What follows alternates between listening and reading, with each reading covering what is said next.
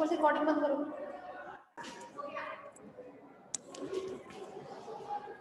हाँ भाई final year. तो हम लोगों ने कल से जो टॉपिक स्टार्ट किया था वो था डाइजेस्टिव सिस्टम, ठीक है।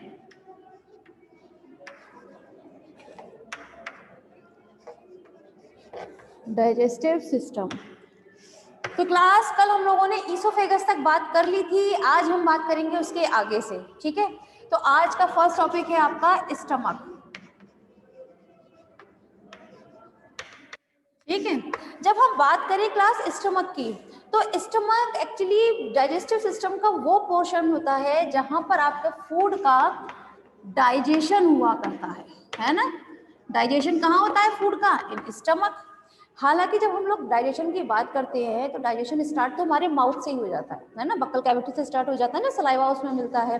तो सलाइवा का जो टाइलिन उसमें मौजूद होता है वो कार्बोहाइड्रेट का क्या करता है, वो उसमें डाइजेस्ट करता है उसको, है ना। तो डाइजेशन तो हमारा बक्कल कैविटी से स्टार्ट हो जाता है, लेकिन जो मेनली डाइजेशन है वो जनरली कहाँ देखने को मिलता है आपको? स्टमक में, ठीक है। जब हम बात करें क्लास स्टमक की, तो स्टमक हर एक एनिमल में अलग अलग टाइप का देखने को मिलेगा।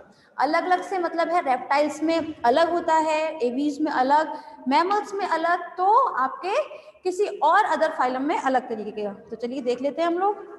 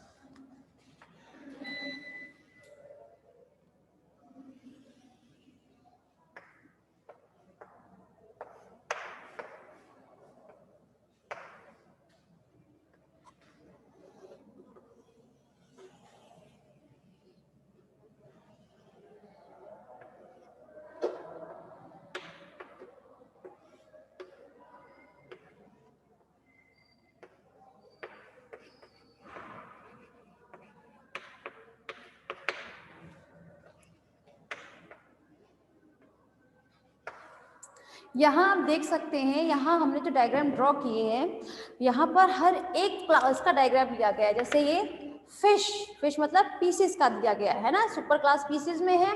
फ्रॉग आपका एम्फीबियन में, लिजार्ड आपके रेप्टाइल में, वहीं रैबिट आपके मैमल में। तो हर एक क्लास का स्टमक जो है उसका शेप, साइज, सभी चीज अलग होती है। वहीं जब हम बात करते हैं क्लास स्टमक की, तो स्टमक में मेनली 4 पार्ट्स प्रेजेंट होते हैं, ठीक है। जिसमें आप देख सकते हैं यहाँ सबसे ऊपर का जो पोर्शन है, दिस इज द ईसोफेगस, ठीक है।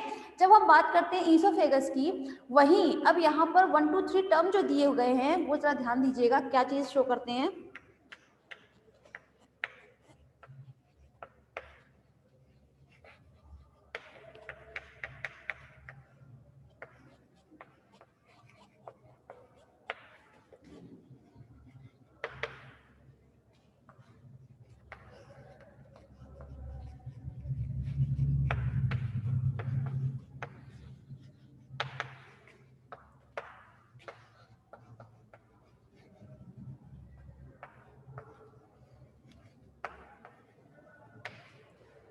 ठीक है। तो यहाँ पर मेनली जो 4 पार्ट्स आपको शो किए गए हैं वो 1 2 3 4 के नाम से शो किए गए हैं, ठीक है। जिसमें से फर्स्ट पार्ट जो है ये है आपका ईसोफेगस। आप लोग जानते हैं कि आपकी फेरेंक्स को स्टमक से कौन सा पार्ट जोड़ता है? ईसोफेगस ही जोड़ता है ना। तो सभी क्लासेस में जनरली फर्स्ट जो है वो तो है आपका ईसोफेगस, ठीक है। लेकिन आप लोगों ने जनरली अपना मैमल्स का देखा होगा, है ना। स्टमक जब भी आप डायग्राम ड्रॉ करते हैं तो किसका करते हैं आप जनरली, मैमल का क्या करते हैं, मैमल में हम लोगों का। तो वो जो एक बैग लाइक स्ट्रक्चर देखते हैं ना, कुछ थोड़ा मोटा थैले जैसे जो आपका स्ट्रक्चर होता है, वो एक्चुअली रीजन होता है आपका फंडिक रीजन। कौन सा होता है, फंडिक रीजन। देखिए देख सकते हैं आप, ये थर्ड, ठीक है ना, ये है ना आपके मैमल का। तो यहाँ पर सबसे मेन पोर्शन जो होता है ये होता है फंडिक रीजन, ठीक है। जब हम बात करें आपकी, पहले फिश की बात कर लेते हैं क्लास, तो सबसे ऊपर की तरफ आपका ईसोफेगस, ईसोफेगस के बाद आता है आपका कार्डियक रीजन, कार्डियक रीजन के बाद इसमें फंडिक रीजन प्रेजेंट नहीं होता है। फंडिक रीजन की बजाय इसमें फिर अब लास्ट में क्या देखने को मिलता है, पाइलोरिक रीजन। वहीं जब हम बात करें क्लास आपके फ्रॉग की, तो फ्रॉग में ईसोफेगस, आपका cardiac region and pyloric region, ठीक। इसमें भी आपका फंडिक रीजन प्रेजेंट नहीं है। लेकिन जब हम बात करें आपके लिजार्ड, लिजार्ड मतलब आपके रेप्टाइल की, तो रेप्टाइल में सबसे पहले है आपका ईसोफेगस, ईसोफेगस के बाद आप देख सकते हैं कार्डिक रीजन प्रेजेंट नहीं है। कौन सा नंबर दिया गया है, थर्ड। थर्ड नंबर मीन ये है फंडिक रीजन, ठीक है। फंडिक रीजन ये आगे जाकर किस में खुलेगा, पाइलोरिक रीजन में खुलेगा, ठीक। वहीं जब हम बात करें मैमल की, मैमल मतलब यहाँ हमने लिया है जनरली रैबिट का, ठीक है ना। रैबिट की जब हम लोग बात करते हैं तो सबसे फर्स्ट नंबर है ये आपका ईसोफेगस, ईसोफेगस ही तो स्टमक से जोड़ता है जनरली, ठीक है। ईसोफेगस के बाद आता है आपका कार्डिक रीजन, कार्डिक रीजन के बाद स्टमक का सबसे बड़ा पोर्शन जो होता है वो कौन सा होता है, आपका फंडिक रीजन, ठीक है। फंडिक रीजन के बाद आता है आपका पाइलोरिक रीजन, ठीक है। पहली बात तो यहाँ पर ये क्लास, ऊपर से आप लोग जानते हैं कि जब हम बात करें आपके सेकंड नंबर मतलब cardiac region and pyloric region, ठीक है। Cardiac region and pyloric region, ये दोनों रीजन मिलकर सिर्फ और सिर्फ किस चीज का सीक्रेशन करते हैं, आपके म्यूकस का सीक्रेशन किया करते हैं, ठीक है ना, म्यूकस का ही सीक्रेशन किया करते हैं। लेकिन आप लोग जानते हैं कि जब हम बात करें आपके स्टमक की, तो स्टमक में सबसे इंपॉर्टेंट रोल जो प्ले करता है वो होता है फंडिक रीजन, ठीक है। ऐसा क्यों कहते हैं कि फंडिक रीजन को हम इतना इंपॉर्टेंट क्यों मानते हैं, जस्ट बिकॉज इसमें फंडिक रीजन में एक बहुत स्पेशल टाइप की सेल्स प्रेजेंट होती है जिन्हें हम बोलते हैं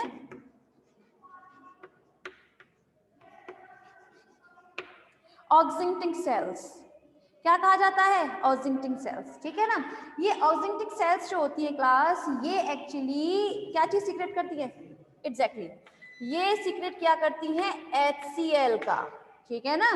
वहीं जब हम बात करें HCl का फंक्शन क्या होता है, डाइजेशन में हेल्प करता है, वेरी नाइस। और ये जनरली जो हमारा जो फूड मटेरियल होता है डाइजेशन में, उस फूड को थोड़ा सा एसिडिक फॉर्म में चेंज करता है ना। साथ में आपका ये जो फंडिक रीजन होता है क्लास, इसमें प्रेजेंट होती हैं आपकी जाइमोजिन सेल्स, ठीक है ना। कौन सी सेल्स प्रेजेंट होती हैं, जाइमोजिन सेल्स प्रेजेंट होती हैं।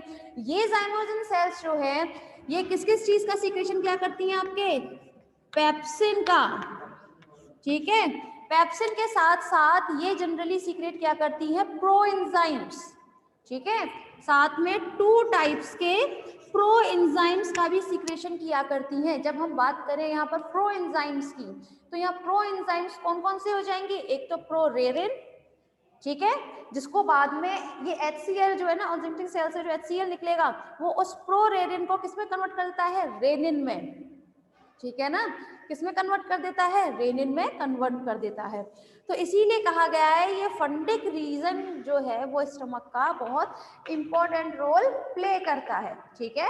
क्योंकि आप लोग जानते हैं कि डाइजेशन के टाइम पे हमारे स्टमक में डाइजेशन पहले कैसा होता है, थोड़ा सा बेसिक उसमें होता है, उसका फिर एसिडिक होता है, उसके बाद फिर से उसका जो मीडियम है वो कैसा हो जाता है, बेसिक मीडियम हो जाता है ना। ये तो आप लोग डाइजेशन में वैसे भी जानते ही हैं, ठीक। समझ में आ रहा है क्लास, स्टमक का स्ट्रक्चर क्लियर हो रहा है सभी के स्टूडेंट्स को ना? समझ में आ रहा है ना? Good, yes ma'am, good. चलिए आगे बात कर लेते हैं अब हम लोग। देखिए ये बात तो थी जब हम बात करें नॉर्मली किसी भी एनिमल के बारे में, ठीक है। लेकिन आप लोग जानते हैं रूडिमेंट एनिमल्स जो होते हैं, रूडिमेंट एनिमल समझते हैं ना? रूडिमेंट एनिमल समझते हैं ना सभी? रूडिमेंट एनिमल्स, जुगाली करते हैं जो एनिमल्स। अब जुगाली टर्म तो समझ में आ गया होगा। हाँ बिल्कुल सही बात है रिंकल, वेरी नाइस।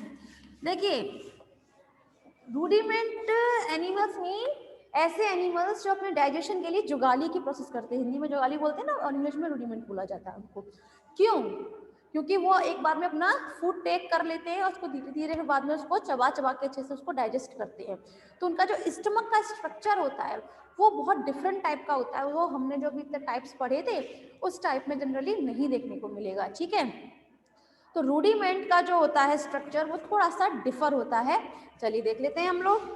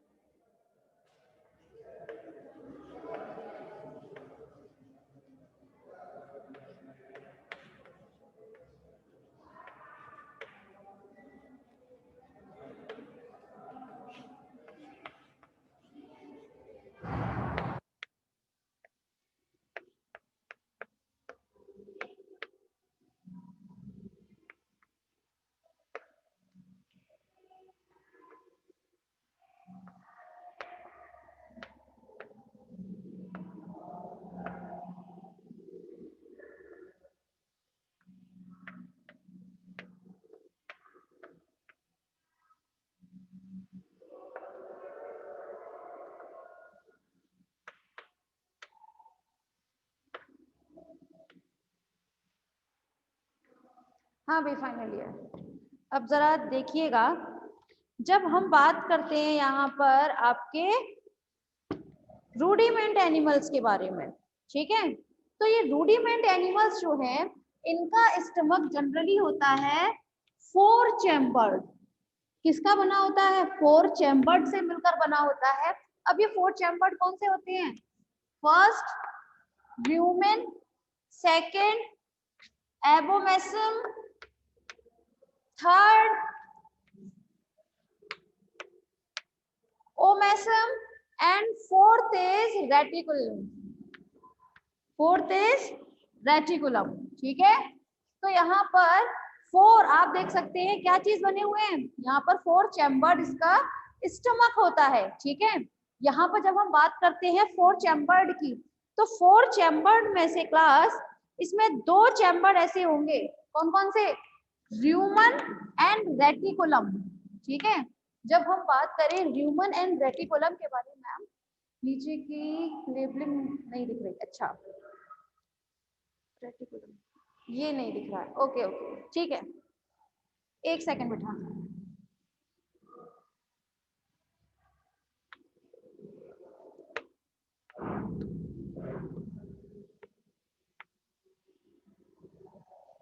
ठीक है, एबोमेसम होता है ये पूरा एक ही टर्म है, एबोमेसम।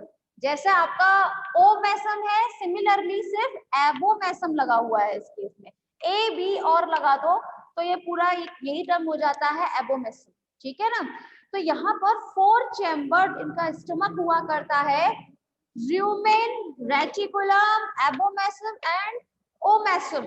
ठीक है, लेकिन जब हम बात करें क्लास ल्यूमेन एंड रेटिकुलम के बारे में, तो ये दोनों जो चैम्बर होते हैं, ये चैम्बर होते हैं एक्चुअली वाटर सेल्स के बने हुए। इसमें क्या प्रेजेंट होती है, इनमें वाटर सेल्स प्रेजेंट होती हैं।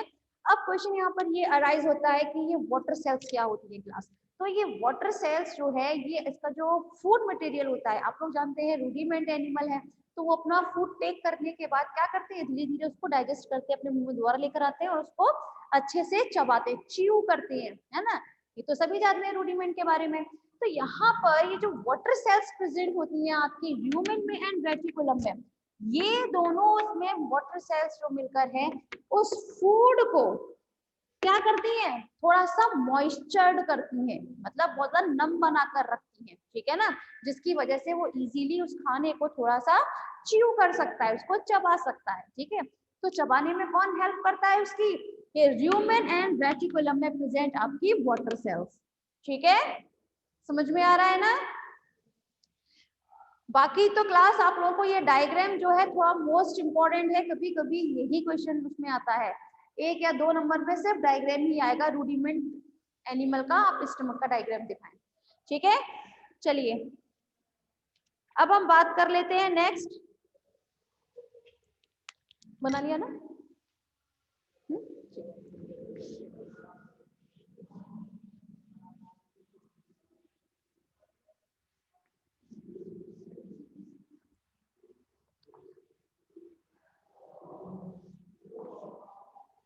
जब हम बात करें क्लास स्टमक की, ठीक है, तो स्टमक में जनरली कुछ गैस्ट्रिक ग्लैंड्स प्रेजेंट रहती हैं। ये लोग आप तो ये सब जानते ही होंगे ना, गैस इसके बारे में, ग्लैंड्स के बारे में, स्टमक में कौन कौन सी ग्लैंड्स प्रेजेंट होती हैं।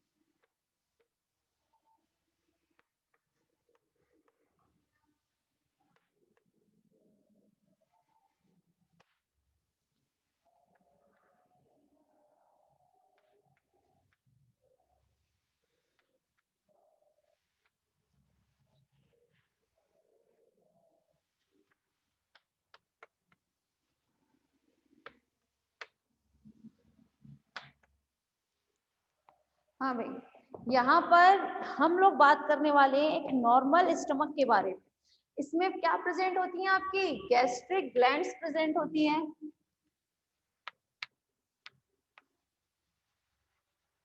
अभी आप लोगों को जब स्टमक का डायग्राम बताया था तो क्या बताया था, फर्स्ट जो होता है portion that is the oesophagus. Oesophagus stomach को फेरिंक्स से जोड़ता है। ईसोफेगस के बाद आता है आपका कार्डिक रीजन। ठीक है, यहाँ पर ये चीज शो की गई है, यहाँ पर आपका कार्डिक एंड है, जो कार्डिक रीजन जो है वो यहाँ फिनिश होता है। उसके बाद में स्टार्ट होता है आपका मेन वाला पोर्शन, जिसे हम बोलते हैं फंडिक रीजन। फंडिक रीजन मतलब इसमें क्या प्रेजेंट होंगी आपकी ऑक्सिंटिंग सेल्स, ठीक है ना, ठीक, और साथ में आपके जाइमोसिन,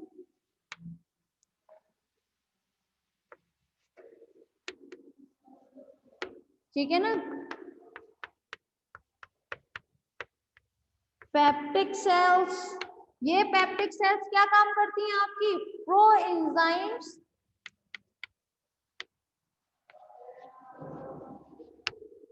प्रो एंजाइम्स का सिक्रेशन किया करती हैं। प्रो एंजाइम्स कौन कौन से होंगे आपके प्रोरेनिन एंड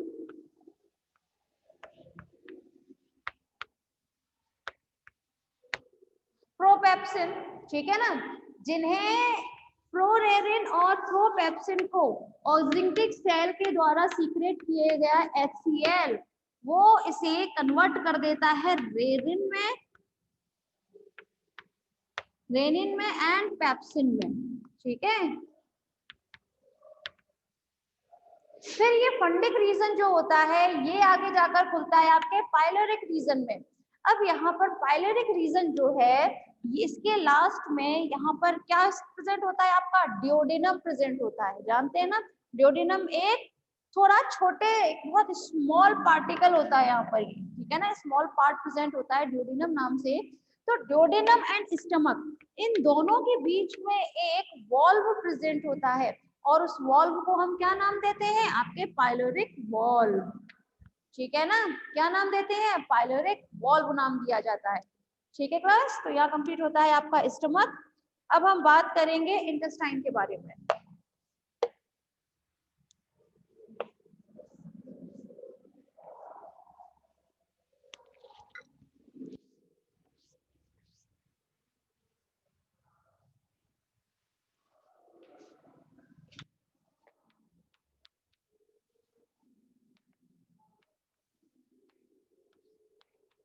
जब हम बात करें इंटेस्टाइन की तो आप जानते हैं इंटेस्टाइन के दो पार्ट्स होते हैं, कौन कौन से होते हैं,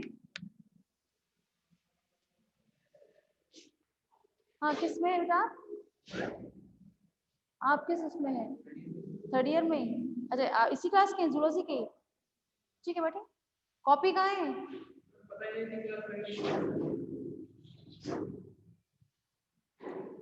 खैर जब हम बात करते हैं इंटेस्टाइन की तो इंटेस्टाइन के दो पार्ट्स प्रेजेंट होते हैं आपके स्मॉल इंटेस्टाइन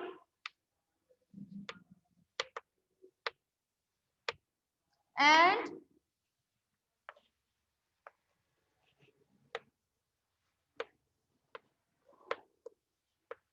लार्ज इंटेस्टाइन, ठीक है ना। जब हम बात करें पहले स्मॉल इंटेस्टाइन की तो स्मॉल इंटेस्टाइन जो होता है ये किससे जुड़ा होता है, ये हमेशा जुड़ता है आपके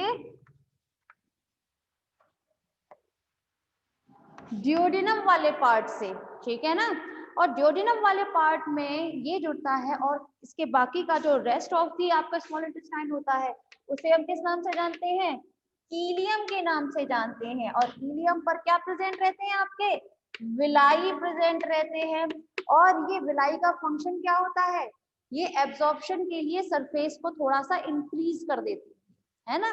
विलाई तो सभी जानते हैं कि स्मॉल इंटेस्टाइन में विलाई जो है वो किस शेप में होती है, ठीक है ना, ये विलाई प्रेजेंट होते हैं स्मॉल एंड लार्ज, हाँ सही बात है बिल्कुल, गुड रिंकल, ठीक है ना। तो यहाँ पर आपकी क्या प्रेजेंट होती है आपकी ये विलाई प्रेजेंट होती है और ये विलाई जो है ये क्या चीज करती हैं, ये हमेशा एब्जॉर्प्शन के लिए स्मॉल इंटेस्टाइन में थोड़ा रीजन का इंक्रीज कर दिया करती है जिससे मैक्सिमम से ज्यादा मतलब ज्यादा से ज्यादा चीज जो है मैक्सिमम चीजें यहाँ पर एब्जॉर्ब हो जाए, इसीलिए उसका सरफेस या एरिया जो है थोड़ा सा यहाँ पे एनहांसमेंट हो जाता है उसका, ठीक है। ये बात रही आपकी स्मॉल इंटेस्टाइन की।